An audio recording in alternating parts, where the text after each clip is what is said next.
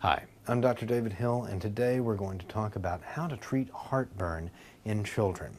Now, when we say heartburn, we're usually talking about a sensation in the chest, what we would call a substernal discomfort. This bone right here is the sternum. It's under that bone, therefore substernal.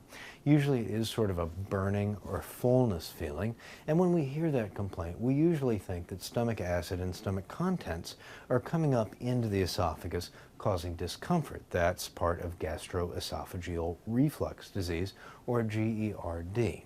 What do we want to do about that? Well, the medicines that we use are levels of stomach acid in the stomach and in the esophagus. And we feel that if we can get that acid out of the way for a couple of months, usually that part of the stomach and esophagus will heal up enough for the symptoms to go away and not recur for a long time.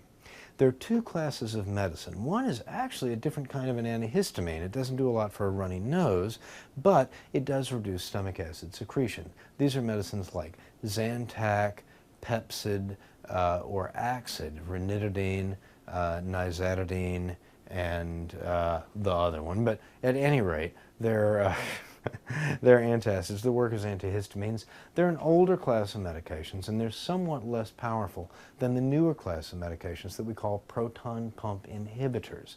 Now, the proton pump inhibitors, the best known is Prilosec or omeprazole. That one's over-the-counter and relatively inexpensive. There are also some branded proton pump inhibitors. There are quite a few of them now. The easiest one to give to a young child is probably lansoprazole or Prevacid, because it comes as a dissolving tablet. The others just come as pills or capsules. There is now a form of omeprazole that is liquid with sodium bicarbonate in it, but it does have to be prescribed by your doctor. That form is not over the counter. The idea would be to use this proton pump inhibitor once or even twice a day for a total of about 60 days. Now, if you're not getting relatively rapid relief, if the child is vomiting blood or having blood or black tarry stools or coffee grounds and vomit, those are all really good reasons to go see the child's doctor. Also, if the pain is unusually severe or seems atypical from prior complaints that the child has had. Now, there are some lifestyle changes that you can make as well. If the child has caffeine in his or her diet, likes to drink soda or tea, for example, you really want to eliminate caffeine, even the caffeine in chocolate.